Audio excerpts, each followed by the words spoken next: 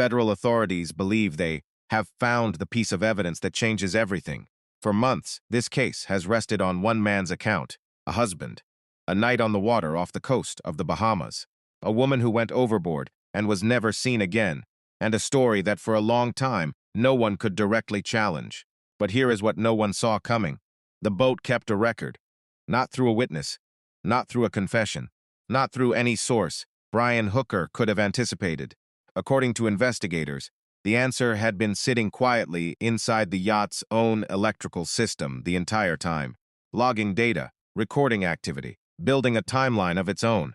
And what authorities allegedly found within those records during the exact window Lynette Hooker was last seen has fundamentally redirected this investigation. Because if those records are accurate, someone was on that boat, and according to Brian Hooker's own account, there should have been no one. That single finding sent investigators back through the entire case. Every statement, every timestamp, every claim made in the hours and days after Lynette vanished.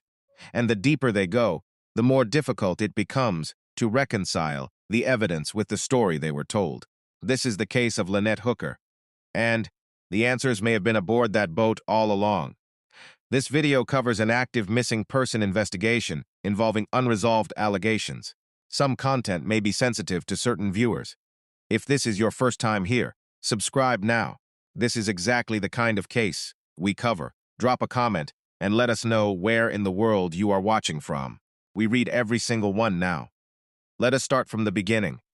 Before the search teams mobilized, before the federal warrants were issued, before the battery logs and the network records and the unanswered questions. Lynette and Brian Hooker were simply a couple who had built what appeared to be a remarkable life. For years, they had exchanged the familiarity of life on land for something far less ordinary.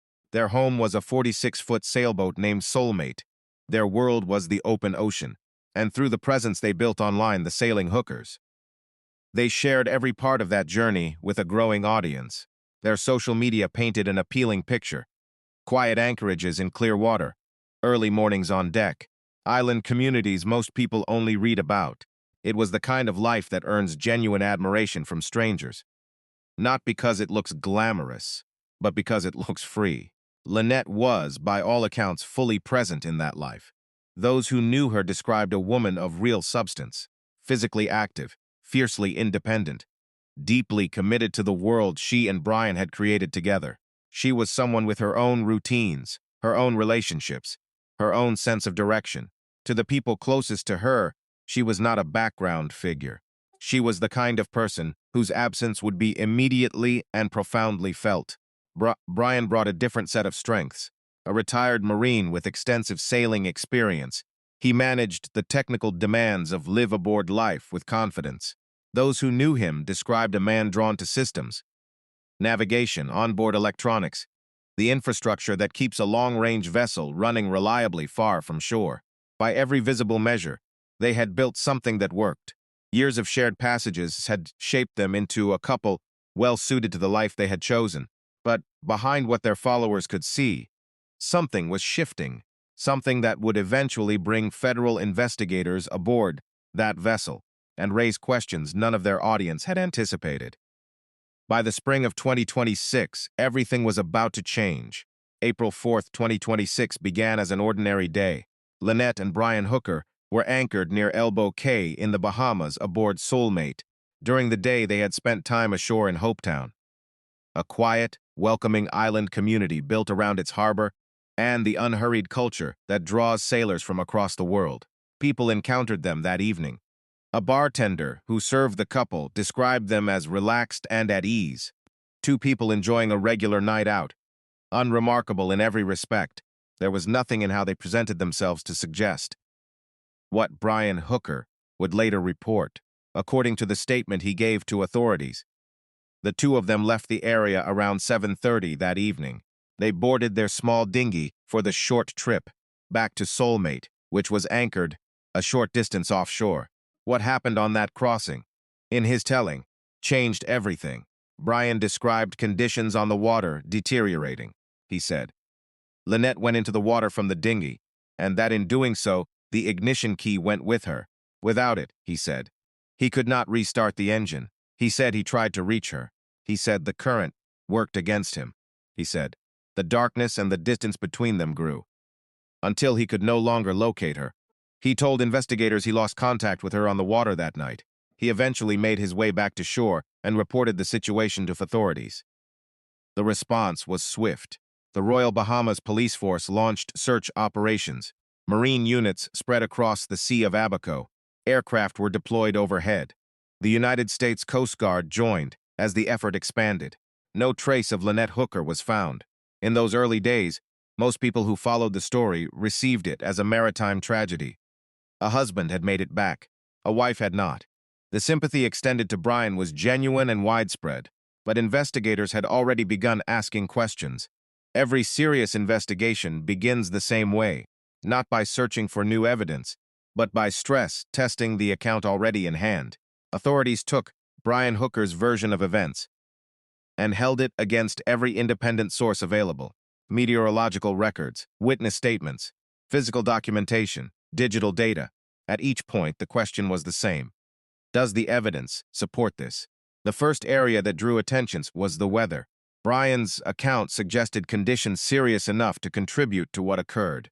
But meteorological records for the Sea of Abaco during the relevant window told a measurably different story. The data reflected conditions notably calmer than his account implied. Not the kind of night his version of events seemed to require. A single inconsistency in a case like this is noted and set aside. Two become a pattern worth examining. The second concern came from the same weather data. Records indicated rainfall passing through the area during the exact window.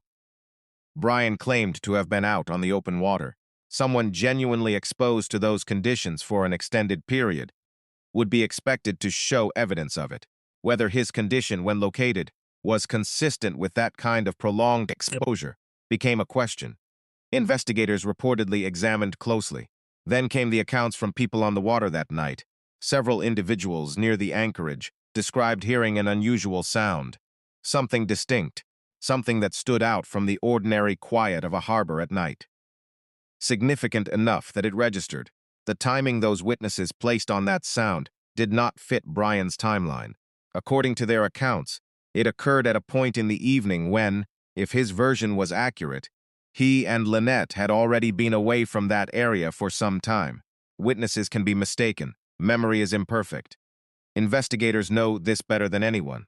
But multiple unconnected people describing consistent details pointing toward the same gap in the same account. That is something investigators are trained to take seriously.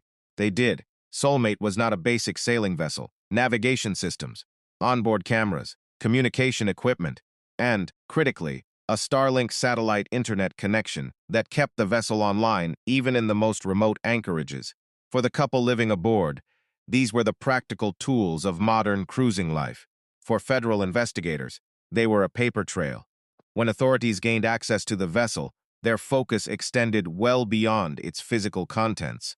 They were looking for records, connection logs, timestamps, any data capable of independently reconstructing what happened aboard that yacht during the hours that mattered. Every device that connects to a network leaves a trace, a timestamp, an identifier, a footprint that exists whether or not anyone intended to leave one. Investigators examined the yacht's router and connection logs with one specific objective: to determine which devices were active aboard the vessel and when. Under Brian's account, the answer during a particular window should have been straightforward. Nothing active, nobody aboard, the boat sitting dark and unattended. The records reportedly reflected something different. Device activity was allegedly identified aboard the yacht during periods when, based on Brian's own timeline, no one should have been present. Data does not account for context. It does not adjust based on what someone has told authorities. It records events as they occur. And what was recorded during that window raised a question with no easy answer. If the boat was unoccupied, what was generating the activity the records captured? This is where the investigation changed direction entirely. Several months before April 4th, SOULMATE had sustained a lightning strike. The electrical damage was substantial. Navigation systems, onboard electronics, power management infrastructure, key systems across the vessel were affected significantly enough to require replacement and rebuilding. As part of that work, the yacht received an upgraded lithium battery management system, now standard on well-equipped offshore cruising vessels. It was a practical repair. What no one knew at the time was that the system being installed would later become central to a federal investigation. Modern marine lithium battery systems are sophisticated monitoring tools. Every activation of onboard equipment, every draw on the electrical system, every shift in power consumption, the battery management system records it, automatically, continuously, without requiring any input from the people aboard. The data exists for practical reasons, helping sailors track usage, manage reserves, maintain their systems. In this case, it may also have recorded evidence. Investigators turned to those records looking for a straightforward picture. Under Brian's account, the boat should have been inactive during the relevant window. No one aboard. Equipment on standby. A vessel sitting quietly at anchor. The logs described a different scene. Significant electrical activity was allegedly identified during the precise period. Brian placed himself away from the yacht. Not passive system cycling, the kind of activity associated with equipment being actively used. The freshwater pump was among the systems that drew particular attention. On a live-aboard vessel, that pump activates when the water system is in use.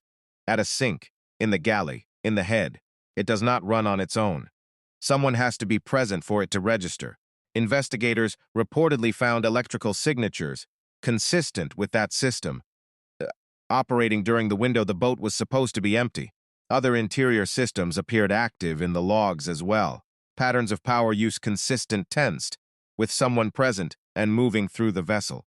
The evidence, read plainly, pointed to the boat being occupied. At a time, Brian's account said it was not. Investigators cross-referenced those battery logs against the network records, the witness statements, the weather data, and the broader timeline. The finding held across every comparison. By this stage, investigators were no longer looking at isolated discrepancies. They were looking at a pattern. The weather records arrived first, then the witness accounts, then the network data, then the battery logs. Each came from a different system, generated by a different process, with no connection to the others. And yet each one, when measured against the same timeline, raised the same concern. The account Brian Hooker provided did not appear to align with the record the evidence was independently building. Around this same period, investigators reportedly became aware of prior professional allegations involving Brian that touched on GPS and location monitoring technology. Those allegations stand entirely apart from this case and establish nothing within it on their own. But they added context, because the core question this investigation kept returning to was one of location, whether Brian was where he said he was during the hours that mattered. His conduct in the period following the incident was also examined, as it routinely is in cases of this nature. At a point while the investigation remained active, he departed the Bahamas and returned to the United States. That decision generated discussion among those following the case. Investigators drew no public conclusions from it, but they kept working. Running parallel to the digital investigation was a methodical physical examination of SOULMATE itself. Every compartment documented, every storage area inventoried, every item that should have been aboard the vessel assessed against what was actually found. In a case shaped by questions of timing and sequence, what a space contains, and what it no longer contains, can be as telling as any electronic record. Two categories of equipment became areas of focused inquiry. The first involved Lynette's personal fitness equipment. Everyone who knew her described a woman committed to staying active, even within the limited space of a live-aboard boat. Her social media documented it consistently. Workouts on deck, training between passages, a routine that was clearly part of who she was. She kept free weights and dumbbells aboard as part of that routine. Investigators cross-referenced prior photos, video content, and social media documentation against the physical inventory of the vessel. That process reportedly raised questions. The second area involved the diving equipment. Scuba gear is standard aboard a cruising sailboat in the Bahamas. The hookers kept a full set aboard: tanks, regulators, fins. What investigators examined was not the presence of that gear, but its condition and recent usage history. whether it reflected use that could be placed within the established timeline. The question, as it had been at every stage of this investigation, was precise. Does what the boat holds match the account that was given? Reportedly, investigators found reason to keep asking. What the Hooker investigation became is what investigators and legal professionals call a circumstantial case. That phrase is frequently misread as a weakness. It is not. Circumstantial evidence draws conclusions through inference, rather than direct observation. It requires multiple independent sources, pointing consistently toward the same finding. And when those sources are numerous enough, consistent enough, and independently verified, the case they form can be extraordinarily strong. What was reportedly being assembled here was exactly that. A weather database, a group of independent witnesses, a network router, a battery management system, a physical inventory, sources with no connection to one another. All of them, when examined against the same timeline, pointing toward the same gap. Weather data that contradicted the conditions described. Witness accounts that placed a significant sound at a time the timeline could not accommodate.